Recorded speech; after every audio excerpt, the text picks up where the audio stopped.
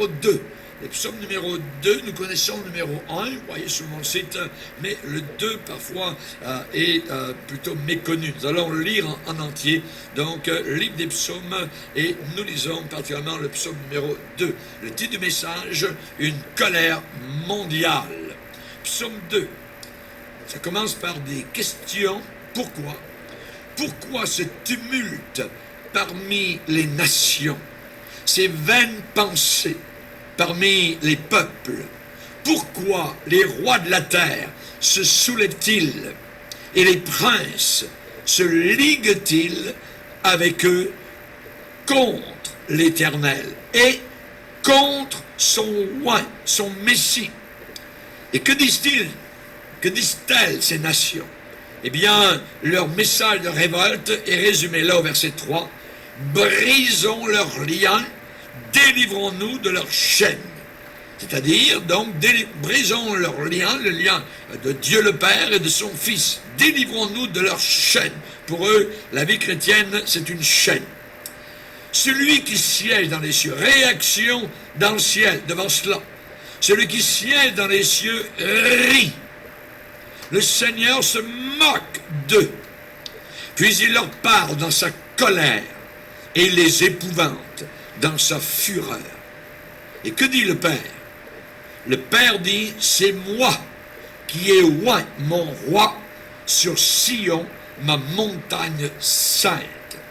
Donc là, le Père parle de qui? Il parle du Fils. C'est moi qui ai oint mon roi sur Sion, ma montagne sainte. Maintenant, le Fils va parler. Et le Fils va dire, je publierai le décret. L'Éternel m'a dit, tu es mon Fils. Je t'ai engendré aujourd'hui. Demande-moi, je te donnerai les nations pour héritage, les extrémités de la terre pour possession. Ça, c'est le Père, donc il dit cela au Fils. Tu les briseras avec une verge de fer. Tu les briseras comme le vase d'un potier. Maintenant, on a le Saint-Esprit qui termine le psaume.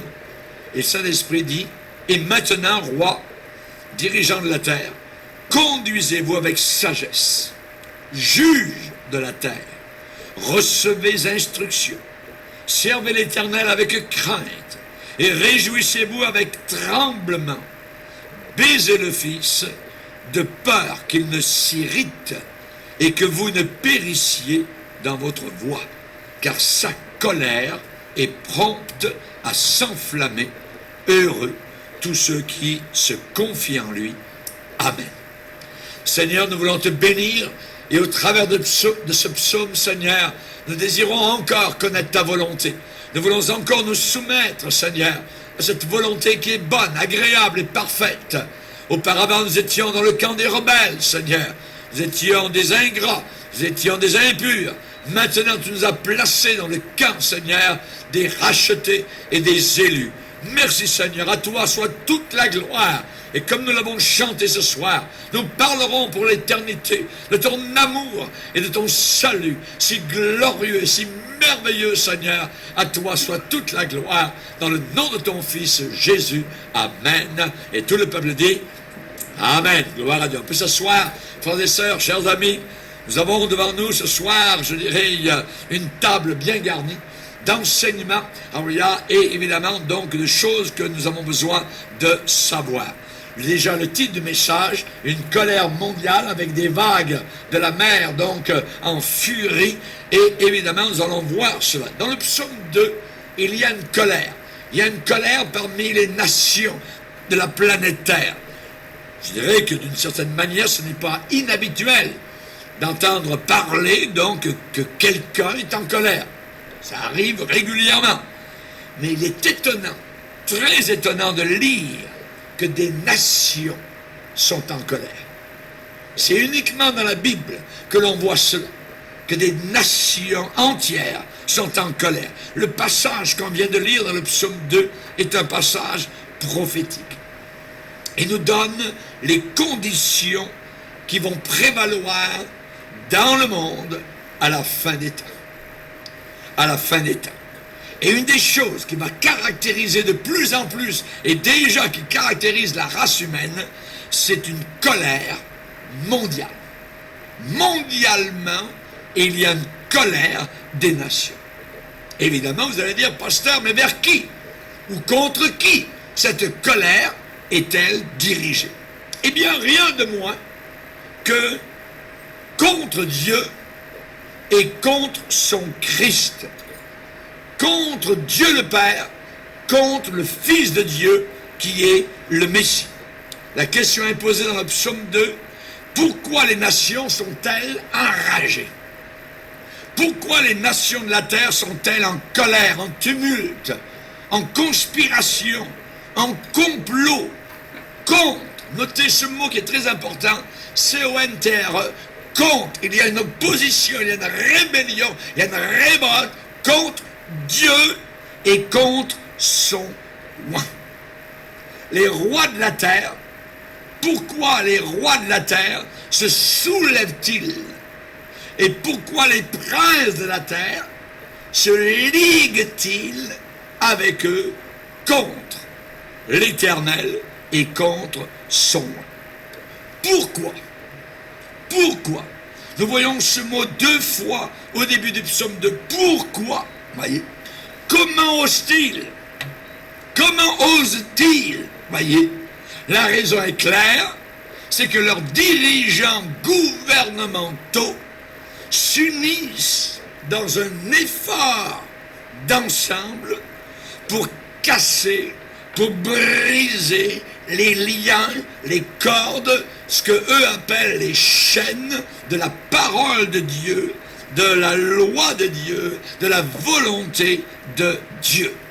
Les nations entières disent actuellement déjà, d'un commun accord, brisons leurs liens. Brisons leurs liens. Délivrons-nous de leurs chaînes. Les chaînes de Dieu, les chaînes de la Bible. Pour eux, la vie chrétienne, c'est un enchaînement. Pour eux, ils sont en prison. Ils ne veulent jamais venir parce que pour eux, ils voient cela d'une manière terrible. C'est comme si on est, nous, en prison. On est des insensés. On croit à Dieu. Mais les insensés sont eux. Parce qu'ils ne veulent pas se soumettre à la volonté du Seigneur. Alors ils veulent s'en libérer. Ils veulent s'en débarrasser. Et l'expression que nous voyons dans l'épître de Pierre, ils sont sans frein dans leur dissolution. Sans frein. Aucun frein, aucun break, voyez, dans leur dissolution. Contre Dieu, ils s'élancent contre le Seigneur. Et on sait particulièrement que la parole de Dieu, quand on est à l'intérieur de la parole de Dieu, eh bien, elle nous impose, il est vrai, certaines restrictions, et des restrictions qui sont imposées par la parole de Dieu, par les lois de Dieu, voyez, mais les membres de la race humaine sont en rébellion contre la loi du Seigneur. Ils sont en furie sauvage. Ils sont transportés de frénésie en fureur, voyez, ils ont une sorte de délire, de folie contre Dieu et contre son Christ, actuellement. Ils sont fous de rage contre le Seigneur du ciel. Dans Apocalypse 11, verset 18, il est dit, les nations se sont irritées. Les nations se sont irritées. Ça veut dire sont mises en colère. Et Seigneur, ta colère est venue. Donc on voit une opposition, une colère qui monte de la terre par les hommes rebelles et qui va provoquer la colère de Dieu. Cette colère de Dieu va particulièrement se voir durant cette période qui va suivre l'enlèvement appelé la grande tribulation. Pendant 7 ans sur la planète Terre, une fois que nous serons partis au ciel, ça va être terrible. Il n'est pas exagéré de dire qu'un chrétien sensible, moindrement, voyez, eh bien, ne peut pas s'empêcher de voir un esprit de colère qui prévaut partout maintenant. Il y a un esprit de colère partout. Que les gens le réalisent ou non, à la base, c'est contre le Créateur. C'est contre le Créateur. Les hommes s'échauffent, les hommes s'énervent, les hommes sont en colère, s'écorchent, eux-mêmes s'irritent, voyez, très vite sous les règles de Dieu. Ils n'en veulent pas. Ils n'en veulent pas, voyez. sous les règlements, sous les ordonnances, sous les lois, des commandements. Ils ne veulent pas ça. Pour eux, ils veulent leur liberté. Ils veulent faire leur propre affaire à eux. Ils veulent vivre comme ils l'entendent. Ils veulent vivre comme ça leur plaît. La Bible dit, qu'est-ce qu'ils disent? Quel est leur message? Délivrons-nous de leurs chaînes. Les chaînes de qui? Les chaînes de Dieu. Délivrons-nous, on n'en veut pas. La Bible, on met ça à la poubelle, c'est terminé. C'était bon pour les grands-parents, c'est de suite, pas plus aujourd'hui. Ils n'en veulent plus. Il y a une colère qui est dans leur cœur. Et puis après tout, qui a écrit ce livre, tout ça, c'est les hommes, c'est rempli d'erreurs. On connaît comment le diable travaille. Oui. Comment le diable travaille. Délivrons-nous de leurs chaînes, délivrons-nous de leurs liens. Pour eux, la vie chrétienne, c'est des liens. On est comme liés. Mais pour eux, ils nous voient comme cela. Alors qu'on est libre. Et c'est eux qui sont liés. Vous voyez, ils sont aveuglés par Satan. Nous vivons une époque permissive où tout est toléré, tout est permis, tout est accepté. Mais cependant, les lois de Dieu sont encore présentes. Elles sont là. Elles sont là. C'est à peu près comme quelqu'un qui dit, moi, la loi de la gravité, moi, je m'en fous complètement. Je monte au 3e étage et j'enjambe la fenêtre. Je vais vous démontrer que la loi de la gravité, moi, j'ai pas peur. Et j'enjambe, paf, qu'est-ce qui va arriver? Je vais mourir en bas. Vous voyez? Pourquoi? Parce qu'il y a une loi. Et les lois de Dieu sont encore là aussi. Et les hommes frappent, ils se heurtent, ils n'en veulent pas. Voyez? Ils veulent vivre comme ils l'entendent. Délivrons-nous de leurs chaînes. Voyez? On vit une époque permissive. On se rappelle comment à Éphèse, quand l'Évangile est arrivé, tout de suite opposition. Et pendant 2 heures de temps, les gens sont rassemblés dans le stade d'Éphèse, dans le cirque d'Éphèse, et pendant 2 heures, ils ont crié « Grande est la Diane des Éphésiens ». Grande est la Diane des Éphésiens. Toute la population était réunie contre l'Évangile. Le diable les a réunis, ils ont eu un même message. Grande est la Diane des Éphésiens. Ça veut dire à peu près grand est le diable, grand est le cobra, grand est le serpent, et ainsi de suite. Ils ont adoré les démons, littéralement, pendant 2 heures, en opposition à l'Évangile. Parce que l'Évangile est en train de faire, évidemment, donc, un progrès inimaginable dans la ville d'Éphèse, où Dieu délivrait, où les démons sortaient, où ceux qui avaient exercé les arts magiques apportaient leurs livres, les brûlaient devant tout le monde. Amen, c'était merveilleux. Mais là, ils ont vu que, ils vont perdre de l'argent, parce que les petits temples que les orfèvres faisaient à Éphèse, eh bien, les gens ne les achèteraient plus. Et leur commerce allait tomber, c'est toujours à la racine de l'argent, et ainsi de suite. Et là, ils sont réunis ensemble, et ils ont crié « Grande est la Diane !» Et vous avez déjà été dans des pèlerinages où vous avez chanté « Ave, Ave, Ave Maria !» et ainsi de suite, vous voyez. C'est la Diane, c'est la même affaire, vous voyez. On adorait les démons, on adorait Satan, littéralement. Ouais.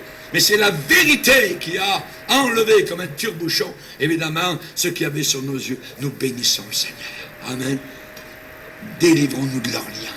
Ils n'en veulent pas de la parole de Dieu. Non, ils crachent dessus. Ils méprisent cela. Ils s'y cognent sur la parole, ils s'y heurtent.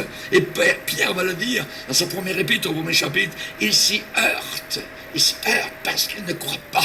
Ils ne veulent pas croire. Voyez? Alors ils sont en colère. Ils deviennent enragés. Raison pour laquelle, quand vous témoignez, il y a des gens qui vont vous tourner le dos tout de suite, mais il y en a qui vont faire des yeux de colère. Un sort d'ici, ainsi de suite, puis bing bang, il peut vous frapper n'importe quoi. Ils sont en colère, pas contre vous, mais contre celui qui est en vous. Ils sont en colère contre le message. Ils n'en veulent pas. Ce sont des gens colériques. Ouais. C'est ce qui arrive. Ouais. La Bible parle de quelque chose d'assez terrible. La Bible dit que Dieu a formé des vases de colère pour le jour de la perdition. Dieu a formé certains vases de colère, qui sont en colère contre Dieu, pour la perdition, pour l'enfer. Et nous sommes des vases, de l'autre côté, Romains 9 le dit, nous sommes des vases de miséricorde. Nous sommes des vases de miséricorde. Amen. Dieu nous a fait miséricorde pour aller au ciel, pour être sauvés. À lui soit toute la gloire. Il nous a pardonné. Amen. Gloire au Seigneur. Paul décrit qu'il existe une guerre. Il existe une guerre actuellement. C'est une guerre invisible. Ce n'est pas une guerre visible, voyez. On sait que Poutine, voyez, il aime ça à Moscou, présenter ses ogives nucléaires, ses nouveaux tanks, et ainsi de suite. Voyez, on voit ses armes. Mais le diable ne montre pas ses armes. Il agit derrière le rideau. Et il y a une guerre invisible. Nous en voyons uniquement les résultats. Nous voyons des jeunes qui se suicident. Nous voyons des fins de semaine où ils vont danser et adorer Satan avec le signe du diable. On voit la drogue, on voit des pactes de suicide, on voit les divorces, on voit les coups, les tueries, ainsi de suite. Ça, c'est cette guerre qui est en train de se passer. Sous nos yeux, sous nos regards. Et l'apôtre Paul décrit cette guerre invisible. Il va dire, nous n'avons pas à lutter contre la chair et le sang, mais contre les dominations diaboliques, contre les autorités, contre les princes de ce monde de ténèbres. Ce monde de ténèbres. Nous avons à combattre contre les esprits méchants dans les lieux célestes. Tous les anges qui sont rebellés contre Dieu à une certaine époque sont devenus des démons. Ils ont quitté leur propre demeure pour devenir anti-Dieu, anti-Christ, et devenir maintenant, je dirais, des serviteurs de Satan. Nous avons l'image d'un grand match de lutte qui se passe dans le domaine spirituel. C'est essentiellement une bataille de volonté. La question sur laquelle il faut se décider, est-ce que c'est la volonté de Dieu que je veux suivre ou suivre la volonté de Satan? Tout est là. Tout est là.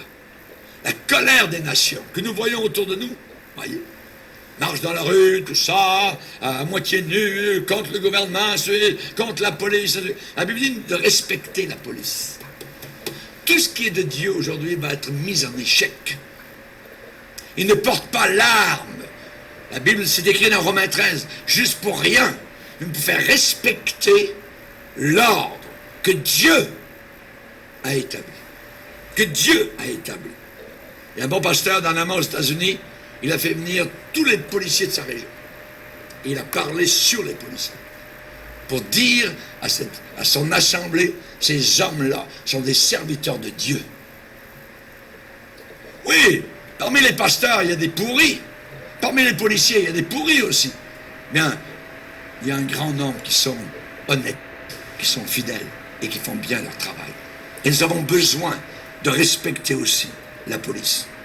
S'il vous donne un ticket un jour, eh bien, vous pouvez lui dire, vous ne saviez pas, je vais vous dire une chose, c'est que vous êtes serviteur de Dieu. le gars va faire un saut, voyez. Je l'ai dit un jour, voyez. Mais un beau petit ticket, voyez.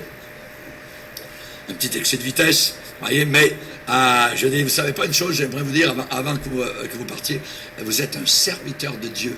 Je suis pasteur, et dans la Bible, on dit que c'est vous qui faites respecter l'ordre, parce que Dieu est un Dieu d'ordre, et Dieu vous a établi pour faire respecter l'ordre. C'est tout étonnant. Merci Seigneur. Nous avons besoin de retourner à la base. Si nous suivons, je dirais, les cancans de ce monde, la poubelle de ce monde, je dirais, le poison de ce monde de rébellion, nous aussi, on va devenir des rebelles. Et c'est dangereux. Oui. La colère des nations, elle est infusée dans les nations par Satan lui-même, qui est appelé le prince de ce monde. La Bible dit malheur à la terre, car Satan est descendu vers vous, animé d'une grande colère. Ah! Le chef colérique, c'est Satan.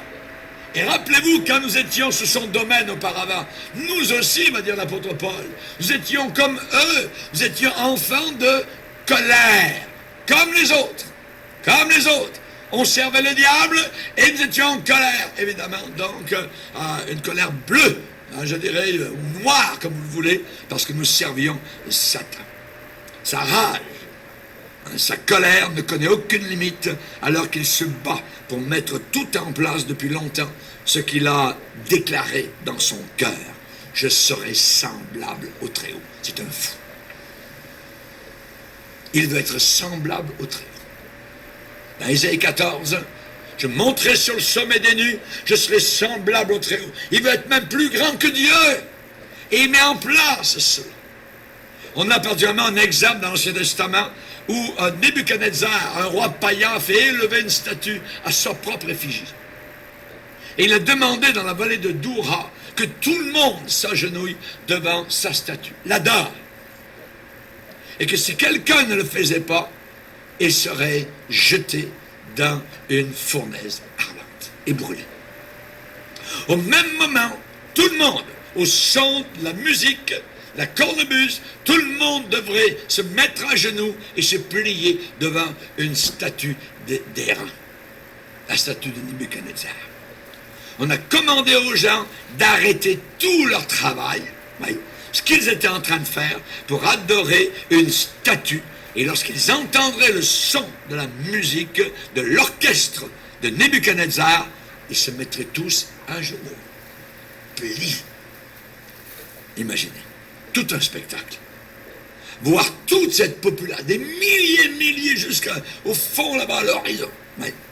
Dans cette populace en train de s'engager simultanément dans cet hommage. Ils ont tous fait la même chose en même temps.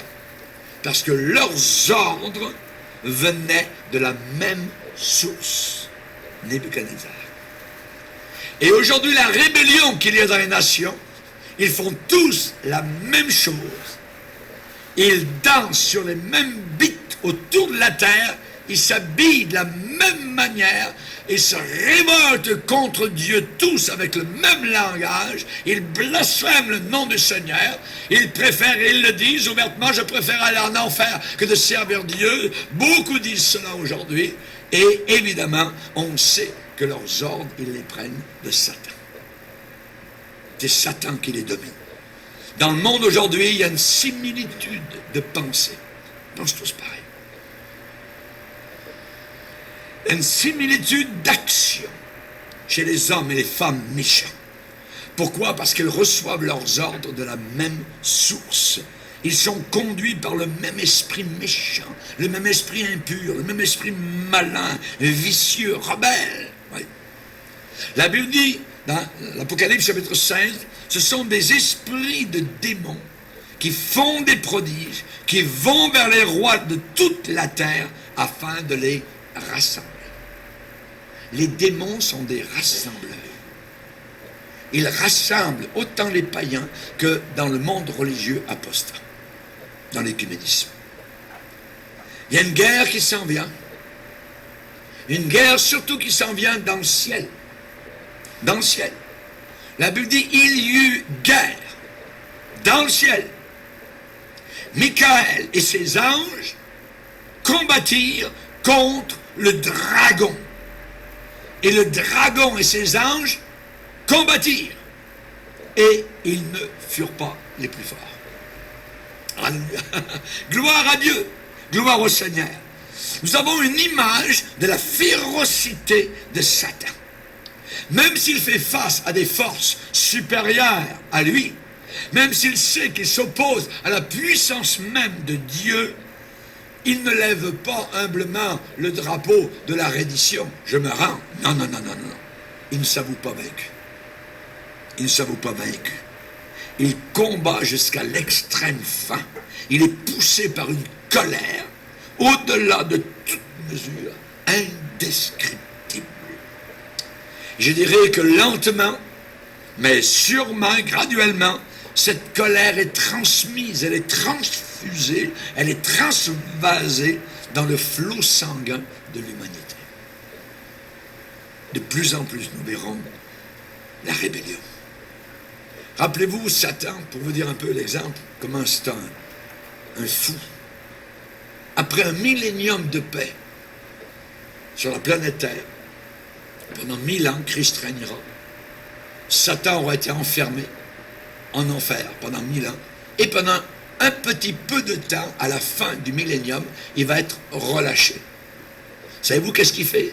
1000 ans après, encore la colère, encore la séduction. Il sort, parce qu'on lui permet de sortir, et il va séduire les nations à la fin du millénium pour qu'il y ait encore guerre. Incorrigible. Incorrigible. Chers amis, J'aimerais vous dire cette révolte. Révolte contre l'autorité de Dieu. Révolte qui est à la base de tout péché. C'est ce qui déchire le monde aujourd'hui. C'est ce qui déchire le monde aujourd'hui. Les nations qui sont en colère sont en train de commettre un suicide spirituel. Un suicide spirituel. Je vais vous montrer une image. Ouvrez votre Bible dans Jérémie 25. Jérémie 25. Jérémie 25, verset 15. Car ainsi m'a parlé l'Éternel, le Dieu d'Israël. Prends de ma main cette coupe remplie du vin de ma colère et fais-la boire à toutes les nations vers lesquelles je t'enverrai. Ils boiront, et ils chancelleront, et ils seront comme fous. À la vue du glaive que j'enverrai au milieu d'eux. Et je pris la coupe de la main de l'Éternel, et je la fis boire à toutes les nations vers lesquelles l'Éternel m'envoyait. Regardez maintenant verset 30. Et toi, tu leur prophétiseras toutes ces choses. Et tu leur diras, l'Éternel rugira d'en haut de sa demeure sainte. Il fera retentir sa voix. Il rugira contre le lieu de sa résidence en Israël. Il poussera des cris comme ceux qui foulent au pressoir contre tous les habitants de la terre. Le bruit parvient jusqu'à l'extrémité de la terre, car l'Éternel est en dispute avec les nations. Il entre en jugement contre toute chair. Il livre les méchants au glaive, dit l'Éternel. Ainsi parle l'Éternel des armées, voici la calamité va de nation en nation. Et une grande tempête s'élève des extrémités de la terre. Ceux que tuera l'Éternel en ce jour seront étendus d'un bout à l'autre de la terre. Ils ne seront ni pleurés, ni recueillis, ni enterrés. Ils seront comme du fumier sur la terre. Chers amis, la colère des hommes contre Dieu va avoir une juste rétribution. Une juste, je dirais, récompense. Quelle image! Les nations vont être forcées de boire la coupe du vin du jugement de la colère de Dieu. Ils boiront, il est dit, ils chancelleront comme le vin, comme quelqu'un de ivre, ils seront comme fous. Mais déjà, ils sont fous. Parce que la Bible dit, se pensant sages, ils sont devenus fous. Ils ont changé l'ordre naturel d'un homme avec une femme. Ils ont commencé à marier deux hommes ensemble. C'est de la folie totale. La folie totale. Chers amis, nous avons besoin de savoir. Nous avons besoin de savoir. La tête va leur tourner de rage et de colère.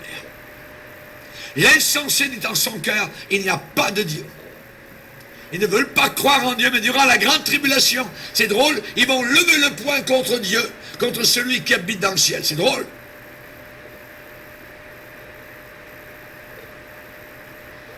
Ils vont se conduire avec folie, ils vont chavirer, ils vont tituber. Est-ce que ce n'est pas déjà aujourd'hui ce que nous voyons parmi les nations de la planète Terre?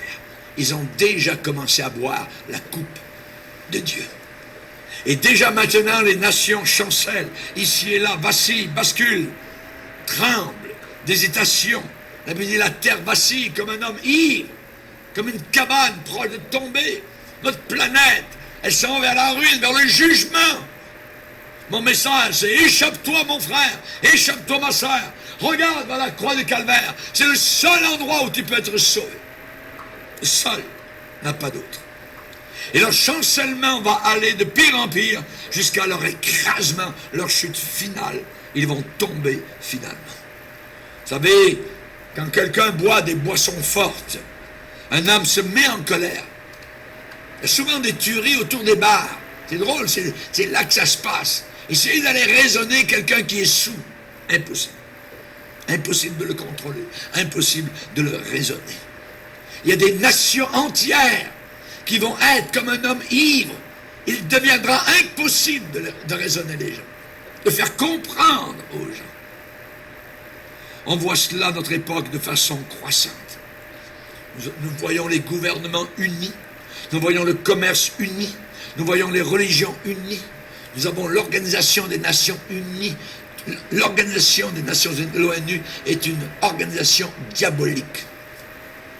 Diabolique, voyez.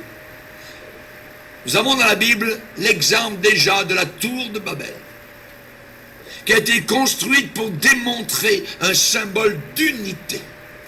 D'unité. Et à son époque, eh bien, cela représentait un seul monde, une seule terre. Cette tour de Babel avait commencé à être construite pour défier Dieu, pour provoquer Dieu, pour braver le Seigneur. Il est dit toute la terre à l'époque avait une seule langue et les mêmes mots.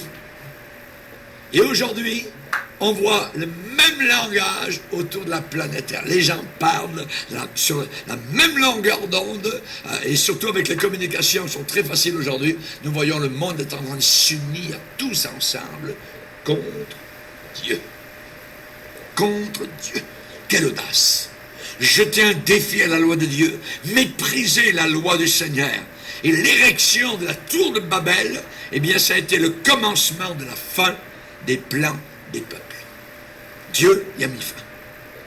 Le building de l'ONU à New York est une organisation qui met Dieu complètement de côté. Et cependant, cette organisation, l'ONU, est déterminée à avoir la paix, la sécurité et la sûreté sans Dieu. Sans Dieu.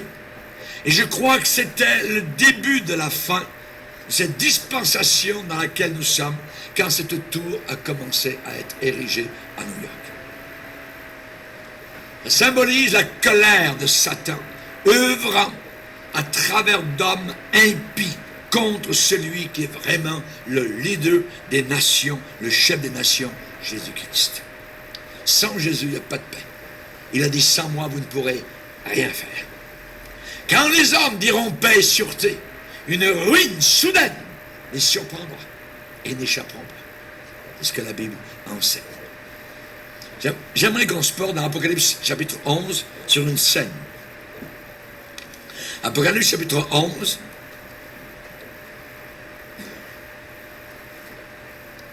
au verset 16.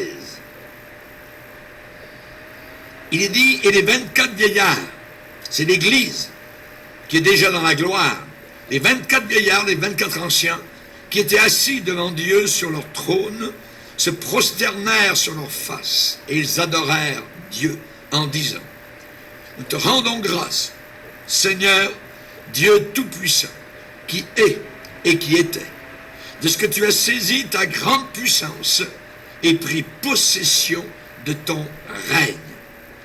Les nations se sont irritées, ça veut dire les nations sont mises en colère, et ta colère à toi est venue. Et le temps est venu de juger les morts, de récompenser tes serviteurs les prophètes, les saints et ceux qui craignent ton nom, les petits et les grands, et de détruire ceux qui détruisent la terre. Les nations sont mises en colère. Et notre Dieu s'est mis en colère. Sa miséricorde et sa patience, amis, qu'est-ce que les hommes en ont fait? La miséricorde et la patience de Dieu, et ils ont continué dans leur mépris. Dieu a permis toutes sortes de choses qui sont arrivées, des tremblements de terre, il y a eu des tsunamis, il y a eu des centaines de milliers de morts, il y a toutes sortes de choses, des volcans, il y a toutes sortes de choses qui arrivent. Dieu est en train d'avertir notre génération. Il continue comme avant. Aucun changement dans leur cœur. Ils ne voient pas. Ils sont aveuglés par Satan. Et dans Ésaïe chapitre 26, il est dit, lorsque les jugements de Dieu ne s'opèrent pas sur la planète Terre, qu'est-ce que le cœur des hommes, fait? Eh bien, le cœur des hommes s'endurcit. Dans Ésaïe 26 et au verset 10, si l'on fait grâce aux méchants, il n'apprend pas la justice. Il se livre au mal dans le pays de la droiture et n'a point égard à la majesté de Dieu. Ecclésiaste nous dit la même pensée d'une autre manière. Dans Ecclésiaste chapitre 8, il est dit, parce qu'une sentence contre les mauvaises actions ne s'exécute pas rapidement, qu'est-ce qui arrive? Le cœur des fils de l'homme se remplit en eux du désir de faire le mal. De faire le mal. Chers amis, nous avons besoin de marcher, nous, dans la crainte du Seigneur. Dans la crainte de Dieu. Dieu n'a jamais été, je dirais, pris au dépourvu, ou de dire, qu'est-ce que je vais faire, là, tout ça, sur la terre. Non, non, non. Et Dieu sait ce qu'il doit faire. Dieu est au contrôle, il est aux commandes, et il a un programme qui va de l'avant avec une précision parfaite. Son timing est exact. Et Dieu a donné à tous les hommes l'occasion de se repentir de leurs péchés. Mais les hommes ont choisi de se mettre en colère contre lui. Rendez-vous compte, une folie totale. Les hommes ont choisi de se mettre en colère contre lui au lieu de l'aimer. Alors, puisque les hommes n'ont pas aimé la vérité, l'amour de la vérité, Dieu les abandonne. Dieu les livre à eux-mêmes. Et ainsi, donc, ils deviennent ce qu'ils sont aujourd'hui.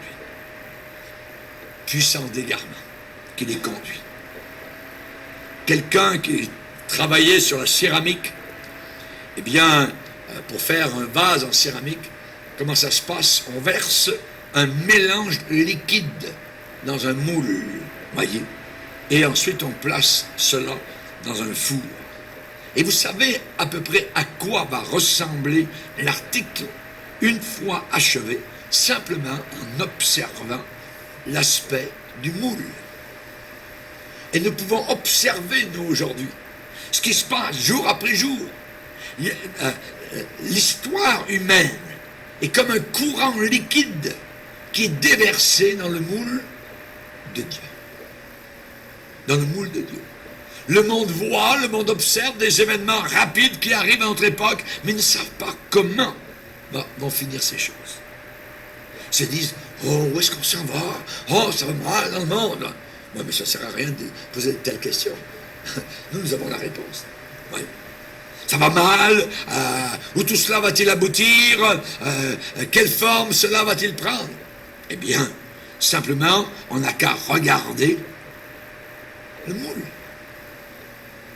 Le moule, nous l'avons dans la parole de Dieu. Ça va tout finir par un jugement de Dieu. Par des millions et des millions et des millions de morts. Aux quatre coins de la planète Terre. C'est ce que la Bible nous enseigne. Au temps de la fin, il est dit, les méchants feront le mal, et aucun des méchants ne comprendra. Mais ceux qui auront de l'intelligence comprendront. Comprendront. Ceux qui ont l'intelligence de Dieu. Amen. Auparavant, moi, je ne savais pas toutes ces choses-là, mais je les ai apprises au travers de la parole de Dieu, en méditant les Écritures, en écoutant des bons prédicateurs. Amen. J'ai appris ce qui s'en vient. Alors, regarde. Et j'ai voulu sonder, ça fait plus de 40 ans, je sonde les Écritures, et je veux encore savoir, amen. C'est merveilleux, cette faim, cette soif de la parole du Seigneur. Ceux qui aiment la parole de Dieu savent ce qui s'en vient. Ils savent, voyez. Évidemment, dans le temps de Dieu, toute l'image du moule va sortir exactement comme celle qui est décrite dans les Écritures. Vous vous rappelez de Nimrod? Nimrod, ça vous dit quelque chose? Oui, en Genèse chapitre 10. Il est dit, c'est lui qui commença à être puissant sur la terre. Ça veut dire, c'est lui qui commença à être un rebelle contre Dieu sur la terre. Mais il a seulement commencé. Chaque mot de la Bible est inspiré. Ça dit, c'est lui qui commença à être puissant sur la terre. Et c'est Dieu qui a dû le stopper. C'est Dieu qui a dû l'arrêter avant qu'il n'accomplisse tous ses plans. Il est dit que Nimrod, dans Genèse 10 et au verset 10, il régna d'abord sur Babel. Qu'est-ce qu'il y avait à Babel? Une tour. C'est lui, le roi de Babel. Voyez? Il régna d'abord sur Babel. Ça veut dire le commencement de son royaume, ça a été Babel. Et la construction du royaume de Nimrod, c'était le premier essai de Satan pour produire l'Antichrist. Nimrod avait l'esprit déjà de l'Antéchrist en construisant la tour de Babel. C'était le premier essai du diable pour produire un seul gouvernement mondial impie. Et vis-à-vis des bâtisseurs de la tour, qu'est-ce que Dieu a déclaré? Il a dit, voici, ils forment un seul peuple.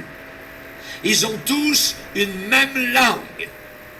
Et c'est là ce qu'ils ont commencé de faire. Et maintenant, rien ne les empêcherait de faire tout ce qu'ils auraient projeté. Dieu a vu que ce projet était un essai de plus de la part du diable pour faire ce que Nimrod n'avait pas réussi à accomplir. Et au travers des siècles, il y en a eu des commencements qui ont été coupés par Dieu. Parce que ce n'était pas le temps de Dieu. Ils ont été coupés court par l'intervention de Dieu. Napoléon était une sorte d'antichrist qui voulait régner sur tous les pays d'Europe. Il est allé combattre jusqu'en Égypte. Il a passé au travers de différents pays. Il voulait, et Dieu a tout stoppé. Nous voyons Hitler avait cet esprit-là, et Dieu a stoppé Hitler. Il avait l'esprit de l'Antichrist. Napoléon voulait se rendre en Russie jusqu'à Moscou. Qu'est-ce que Dieu a fait? D'envoyer des petits flocons de neige. Le petit flocon est arrivé, ça suffit. Ils ont tous gelé. Les armées de Napoléon ont gelé. Hitler, plus tard, a voulu faire la même chose. Les armées d'Hitler ont gelé là-bas. Parce que ce n'était pas ce que Dieu voulait. Dieu dirige les nations. Mais les États islamiques aujourd'hui veulent aussi régner sur le monde entier. Mais Dieu est plus grand. Dieu est plus fort. Et c'est lui qui va stopper, qui va arrêter. Et à la fin de cette époque, Dieu va retirer, je dirais, toute retenue, va enlever même son frein pendant un temps très très bref. Et quand Dieu fera cela, ce sera la pleine force de la colère de Satan pendant 7 ans. Divisé, moitié, par 3 ans et demi. Elle me dit, il faut que celui qui le retienne, qui empêche l'Antichrist, ait disparu. C'est nous. C'est nous l'Église. Et une fois que nous aurons disparu, alors paraîtra l'impie, l'Antichrist, ce gouverneur mondial, ce Nimrod mondial, ce Napoléon, cet Hitler de la fin des temps. Et Hitler et Napoléon seront, par rapport à l'Antichrist, uniquement des enfants de cœur. Il aura le contrôle complet pendant 7 ans et Dieu le détruira par le souffle de sa bouche à la bataille d'Armageddon. La Bible dit que les fleuves, au psaume 93, les fleuves élèvent leur voix, leur onde retentissante. On parle ici des nations, on parle des peuples qui se rebellent contre le Seigneur. Les nations, leur tumulte, leur voix est en colère. Et on les entend très clairement aujourd'hui. On les entend très très clairement aujourd'hui. Ils veulent toujours parler plus haut et plus fort, aller toujours plus loin dans l'impudicité, dans le changement des lois. Voyez. Légaliser la drogue, ainsi de suite. Légaliser l'homosexualité, légaliser tout cela. C'est l'esprit de l'Antichrist, rébellion contre Dieu vis-à-vis de tout cela. Et nos gouvernements travaillent très fort vis-à-vis de ce domaine-là. Chers amis, Dieu est plus puissant que toutes ces vagues enragées, ces fleuves aux flots retentissants et fracassants. Dieu les contrôle. Dieu les contrôle. Dans Malachie, le Seigneur dit, vous verrez de nouveau la différence entre celui qui sert Dieu et celui qui ne le sert pas. Durant la grande tribulation, il y aura 2 hommes qui vont faire suer la terre entière. 2 témoins. Et ils vont annoncer l'évangile. Ils vont parler de Jésus-Christ. Alléluia, gloire au Seigneur. Et les 2 témoins envoyés par Dieu vont prophétiser pendant 1260 jours. Exactement 42 mois ou encore 3 ans et demi. Pendant 3 ans et demi, ils vont annoncer l'évangile durant ces 7 ans de grande tribulation. Et il y aura une opposition terrible à leur message. Et la Bible dit, la bête qui monte de l'abîme leur fera la guerre, l'Antichrist. Tout de suite, opposition, lumière, ténèbres, ainsi de suite. Et c'est la même chose depuis des siècles. Le peuple de Dieu, le chrétien, qui annonce la vérité, qui, je dirais, présente l'évangile, tout de suite fait face aux forces du mal. Il y a persécution. Rappelez-vous les persécutions de l'Empire romain, les Césars, les Néron, les Domitiens, ainsi de suite. Après, c'était la Rome religieuse, l'Église catholique romaine, qui a tué plus de 50 millions de personnes. Voyez. Ensuite, il y a eu, je dirais, les communistes, qui ont tué, torturé des milliers et des milliers de chrétiens. Actuellement, dans le monde islamiste, il y a aussi encore persécution contre les chrétiens, parce qu'ils sont dans les ténèbres, et nous apportons la lumière, nous, les chrétiens. Il y a des gens qui disent aujourd'hui, sur le lieu du travail où il y a des femmes islamistes qui mettent le voile, tout ça. Vous savez ce que ces femmes disent? Ils disent, mais dans la Bible, ça dit de porter le voile. Répondez-leur, dans la Bible, ça dit aussi que Jésus-Christ est Dieu. Amen. Alléluia. Tu veux amener la Bible pour parler? On va te parler de la Bible. La Bible, c'est la vérité. Alléluia. Amen. Gloire au Seigneur. Que Dieu soit béni. Ils se servent de la Bible, imaginez, pour essayer de prouver, évidemment, leur point. Nous avons besoin du Seigneur. Nous avons besoin de la grâce. Des événements inimaginables s'en viennent sur cette terre et le monde ne s'en doute absolument pas. Il n'y a qu'un seul groupe qui sait ce qui s'en vient. Ce sont les véritables chrétiens sauvés par le sang de Jésus. On a été éclairés par la puissance du Seigneur.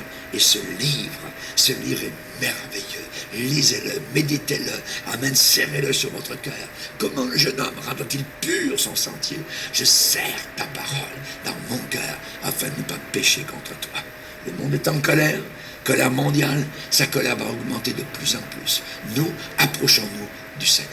Que Dieu soit béni.